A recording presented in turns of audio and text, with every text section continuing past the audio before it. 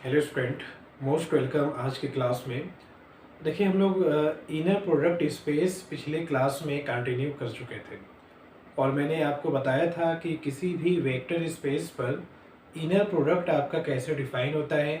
उसके कुछ basic result मैंने बताए थे और उसके एग्जाम्पल मैंने आपको बता दिए थे। अब उसी टॉपिक को हम लोग आगे कंटिन्यू कर रहे हैं, लेकिन सबसे पहले मैं आपको ये बताऊंगा कि किसी भी इनर प्रोडक्ट स्पेस में जो इनर प्रोडक्ट फंक्शन होता है उसका यूज करके नॉर्म फंक्शन कैसे डिफाइन करते हैं, और ये बताने के बाद फिर आपको स्वाल्ज इनइक्वालिटी बताया जाएगा और वो चीज़ें क्लियर होगा। तब हम लोग जो मेन टॉपिक पढ़ना है हिल्बर्ट स्पेस वह हम लोग कंटिन्यू करेंगे। तो आइए सबसे पहले मैं आपको ये बता दूं कि इनर प्रोडक्ट और नॉर्म फंक्शन के बीच में क्या रिलेशन होता है। तो एक नोट हम लोग लगाएंगे।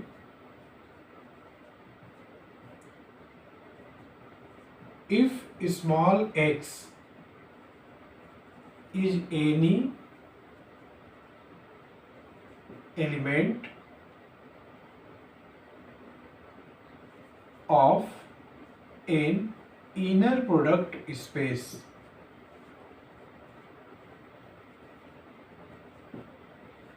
inner product space capital X, then norm of x is equal to, norm of x होता क्या है, x का x के साथ इनर प्रोडक्ट और इसका पॉजिटिव स्क्वायर रूट।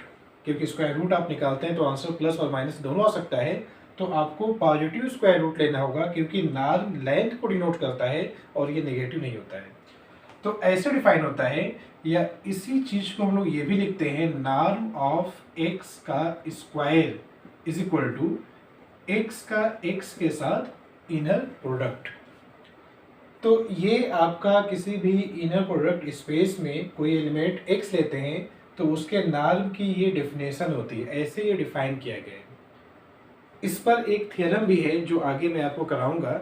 अभी हम लोग आते हैं, एक रिजल्ट होता है स्वाल्ज इनइक्वालिटी।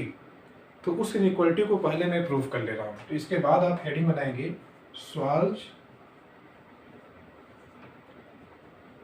इनइक्वालिटी। स्वाल्ज इनइक्वालिटी, देखिए स्वाल्ज इनइक्वालिटी होता क्या है,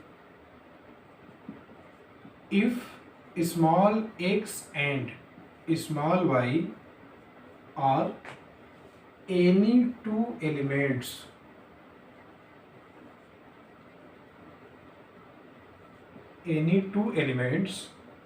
in an inner product space, inner product space X, then, यानी कैपिटल X क्या है, ये कोई इनर प्रोडक्ट स्पेस है और इस स्पेस से हम लोगों ने दो एलिमेंट X और Y लिया है। अब आप क्या करिएगा, देखिए X का इनर प्रोडक्ट आप निकालिएगा Y के साथ और इस पूरे का मॉड X का Y के साथ इनर प्रोडक्ट आप लीजिए। ये अपने आप में एक कॉम्प्लेक्स नंबर होगा। कैसे मालूम कि कॉम्प्लेक्स नंबर है, क्योंकि हम लोग जानते हैं कि जो इनर प्रोडक्ट मैप होता है ये डिफाइन होता है x क्रॉस x से फील्ड पर, और फील्ड वहाँ पे कॉम्प्लेक्स होगी या तो रियल नंबर की होगी। तो अगर देखिए कॉम्प्लेक्स की फील्ड होगी तो जैसे ही आप इस चीज़ को, यानी इस फंक्शन को किसी एलिमेंट x कामा y पे ऑपरेट करेंगे तो ये c का मेंबर होगा, अपने आप में एक कॉम्प्लेक्स नंबर होगा। तो आप उस कॉम्प्लेक्स नंबर का मॉडुलस लीजिए, तो ये लेस और इक्वल होता है norm of x into norm of y। तो यही हम लोगों को प्रूफ करके लाना है। तो चलिए हम लोग इसका डेरिवेशन करते हैं। देखिए प्रूफ,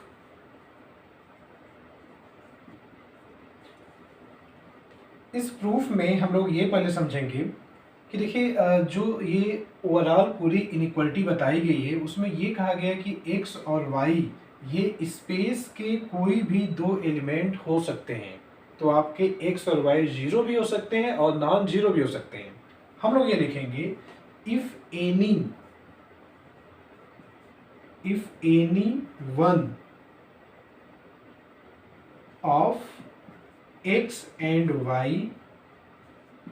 इज 0। अगर x और y में से कोई एक भी 0 के इक्वल हुआ, let x is equal to 0 vector. अगर x और y में से कोई एक 0 हुआ, सपोज x 0 वेक्टर के इक्वल हुआ, अगर x 0 वेक्टर है तो इसका मतलब नॉर्म x की वैल्यू निकालेंगे तो आंसर 0 आएगा।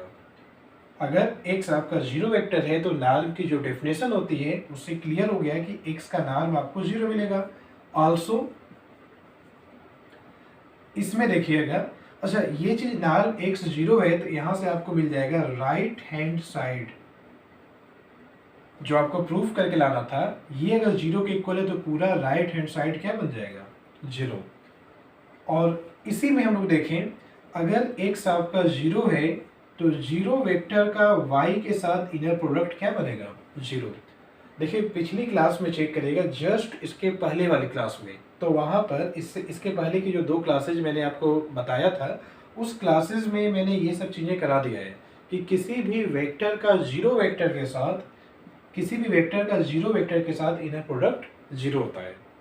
तो अब अगर इसका इनर प्रोडक्ट 0 के इक्वल है तो 0 कामा y, आप इसका मॉड भी निकालेंगे तो ये भी 0 आएगा, यानी left hand side is equal to 0। तो जो चीज़ हम लोग को प्रूफ करके दिखाना था, अगर x और y में से कोई एक वेक्टर 0 वेक्टर हुआ तो ये चीज़ आपका वैलिड हो जाएगा, क्योंकि यहाँ भी 0 लिखेंगे, यहाँ भी 0 लिखेंगे, तो 0 लेस आर इक्वल टू 0 होता है। तो हम लोग ये लिखेंगे, देखिए if any one of x and y is 0, यहां तक लिखने के बाद then above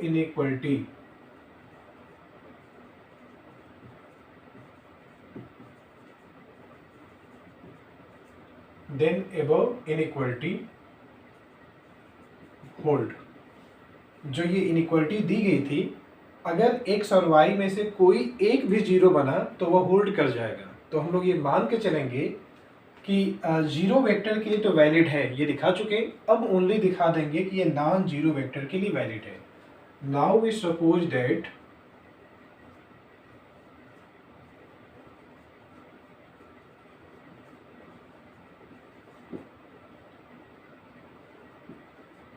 both x and y are non 0। अब हम लोग ये मान के चलेंगे कि दोनों x और y क्या है, नॉन 0 है।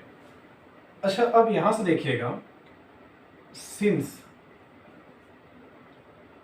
y not equal to 0 vector, y आपका 0 वेक्टर के इक्वल नहीं है, तो norm of y not equal to 0। Norm of y जो होगा ये भी नॉन 0 होगा। देखिए किसी भी वेक्टर का नॉर्म 0 कब होता है, जब वो वेक्टर 0 वेक्टर के इक्वल होता है। तो y आपका नॉन 0 वेक्टर है तो इसका नॉर्म भी नॉन 0 होगा। फिर हम लोग ये लिखेंगे, this imply inner product of x with y upon norm y square is well defined and an element of capital C। समझिएगा इस चीज को।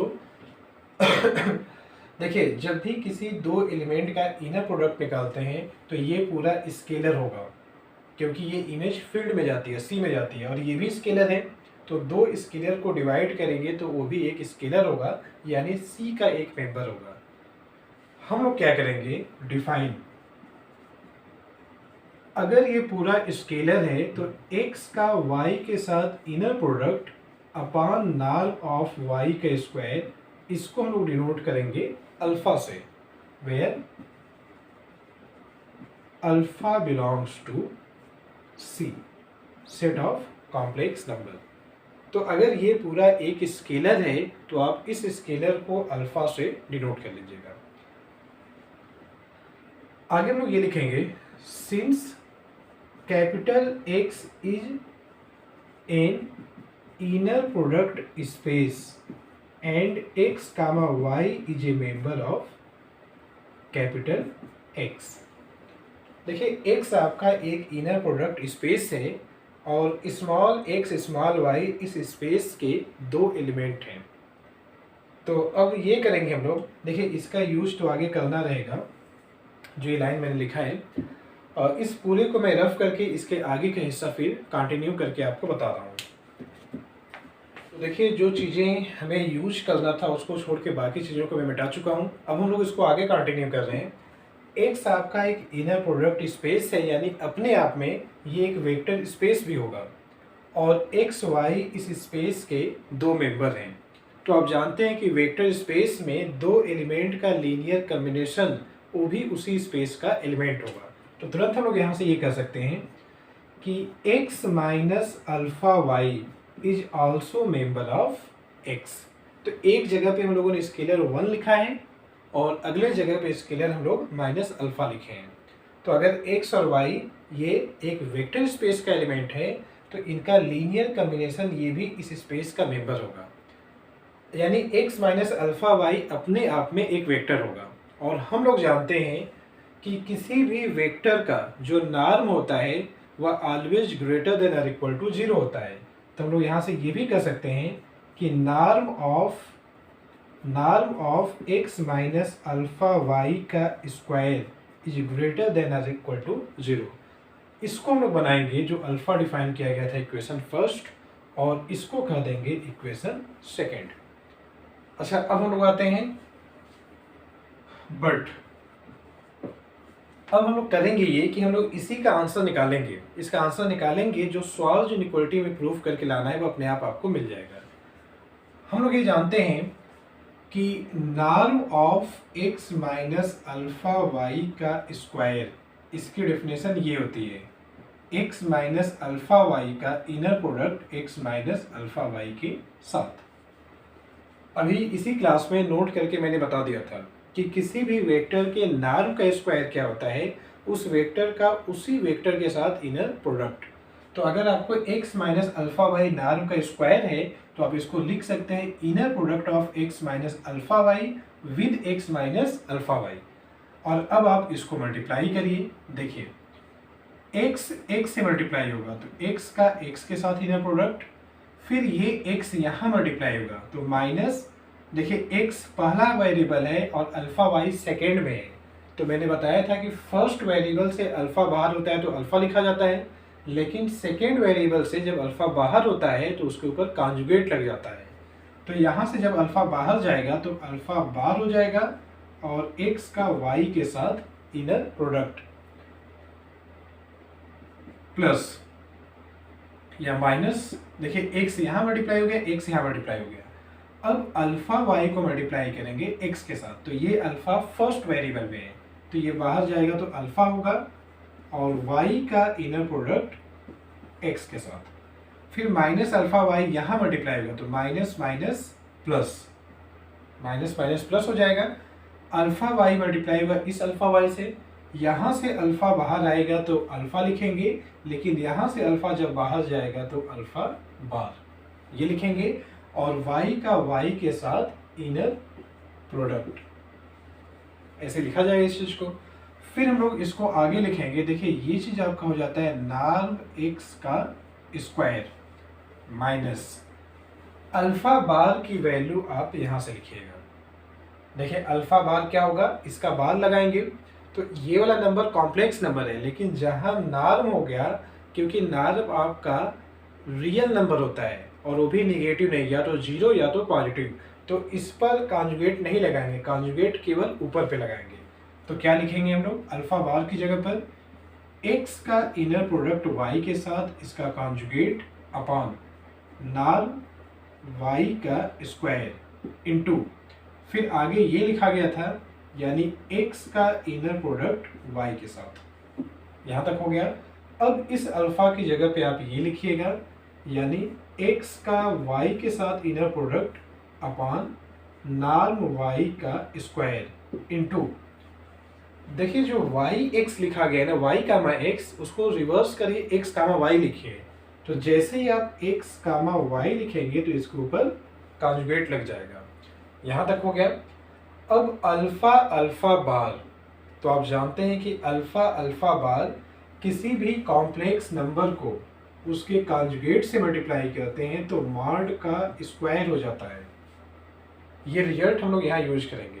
तो अल्फा इंटू अल्फा बार क्या होगा, मॉड अल्फा का स्क्वायर। तो उसके जगह पे हम लोग लिखेंगे प्लस, देखिए अल्फा जो होगा, अल्फा की वैल्यू ये है, यानी x का इनर प्रोडक्ट y के साथ अपान नॉर्म y का स्क्वायर और इस पूरे के मॉड का स्क्वायर। कहाँ से लाइन लिखी जा रही थी, अल्फा अल्फा बार। इस रिजल्ट के अकॉर्डिंग मॉड अल्फा का स्क्वायर बनेगा, तो मॉड मैंने ऐसे बना दिया और अल्फा की जगह पर अल्फा की वैल्यू लिख दिया, और स्क्वायर था तो स्क्वायर लिखा गया, और y का y के साथ इनर प्रोडक्ट आपका बन जाएगा नॉर्म y का स्क्वायर। अब इस चीज को मैं रफ कर लेता हूँ, जो यहाँ पे लिखा गया था इसको हटा लेते हैं हम लोग, और पूरा जो डेरिवेशन आपका होगा अब 3 से 4 लाइन में हम लोग इसको समेट लेंगे। तो इसके आगे हम लोग ये लिखेंगे। अब देखिए इसको सेम लिखिएगा, नॉर्म x का स्क्वायर माइनस कोई भी कॉम्प्लेक्स नंबर और उसका कॉन्जुगेट मल्टीप्लाई होगा तो मॉड का स्क्वायर बनेगा, यानी x का y के साथ इनर प्रोडक्ट और मॉड का स्क्वायर अपान नॉर्म y का स्क्वायर। ये टर्म हो गया। सेम यही रूल आप यहाँ अप्लाई करिए, तो माइनस x का y के साथ इनर प्रोडक्ट और मॉड का स्क्वायर, क्योंकि एक कॉम्प्लेक्स नंबर और उसका कॉन्जुगेट, तो ये मॉड का स्क्वायर हो जाएगा अपॉन नीचे आपका आएगा नॉर्म y का स्क्वायर। फिर यहाँ पे आपका बनेगा प्लस x का y के साथ इनर प्रोडक्ट और मॉड का स्क्वायर, क्योंकि मॉड डिनोमिनेटर पे नहीं अप्लाई करेंगे, वहाँ डिनोमिनेटर में पहले से ही नॉर्म लिखा गया है और नॉर्म हमेशा नॉन नेगेटिव होता है, तो वह मॉड के बाहर हो जाएगा। तो नीचे आपका बनेगा नॉर्म y का, देखिए ध्यान रखिएगा, नॉर्म y की पावर 4 यहाँ नीचे आएगी और यहाँ 2 पावर पहले से है, तो आप कैंसिल करके डायरेक्ट पावर 2 लिखिएगा। अब एक टर्म से ये एक टर्म आपका कैंसिल हो जाएगा, ये कैंसिल हो गया।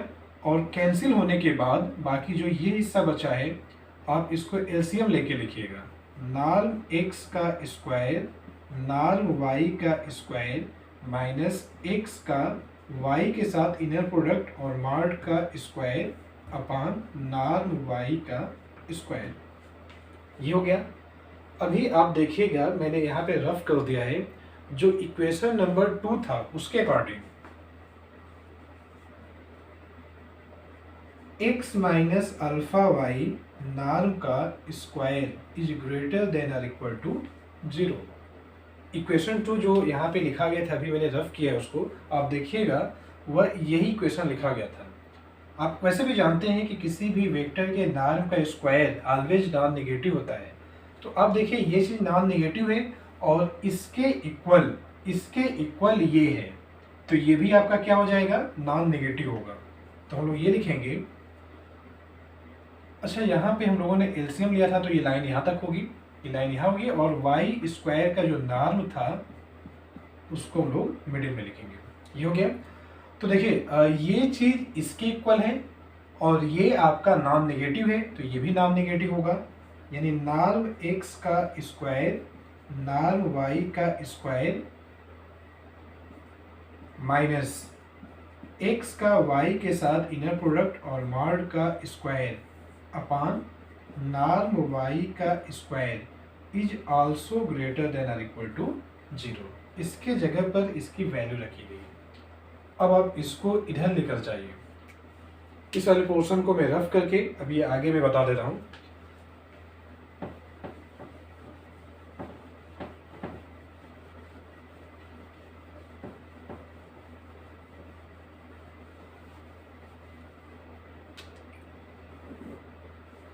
इसको जब हम लोग इधर शिफ्ट कर लेंगे तो ये बन जाएगा नॉर्म x का स्क्वायर नॉर्म y का स्क्वायर माइनस x का y के साथ इनर प्रोडक्ट मॉड का स्क्वायर इज ग्रेटर देन और इक्वल टू 0। ये लाइन मैंने बस डिनोमिनेटर को इधर शिफ्ट किया गया है। अब इस वाले टर्म को आप उधर शिफ्ट करिए तो आपको ये मिल जाएगा नॉर्म x का स्क्वायर इंटू नॉर्म y का स्क्वायर ग्रेटर देन और equal to mod of x का y के साथ इनर प्रोडक्ट और इसका स्क्वायर। अब दोनों तरफ आप स्क्वायर रूट अप्लाई करिए, तो जैसे ही स्क्वायर रूट अप्लाई करेंगे तो ये हो जाएगा norm x norm y greater than और equal to mod of x का y के साथ inner product, that is x का y के साथ इनर प्रोडक्ट मॉड लेस और इक्वल टू नार्म x और नार्म y। देखिए स्वार्ज इनइक्वलिटी यही होता है जो लास्ट में मैंने ये प्रूव करके दिखाया है। तो ये तो स्वार्ज इनइक्वलिटी हो गई, लेकिन स्वार्ज इनइक्वलिटी के बारे में कुछ चीज़ें और जानिएगा कि स्वार्ज इनइक्वलिटी इक्वलिटी में कब चेंज हो जाती है, कब यहाँ इक्वल टू आता है। जब x और y, आप इसको, ये आपके लिए होमवर्क है, आप जाके उसको देखिएगा, li और ld वेक्टर्स। आप वेक्टर स्पेस में जानते हैं कि दो वेक्टर्स li कब होते हैं, कब ld होते हैं।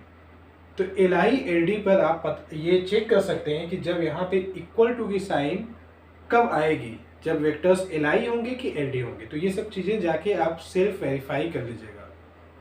अच्छा, ये पूरा प्रूफ करने का मकसद था, आपके एग्जाम में तो कभी कभी ये पूछा जाता है, लेकिन ये जो स्वार्ज इनइक्वलिटी में रिजल्ट मिला है, इसका आगे कई थ्योरम में यूज करना होगा।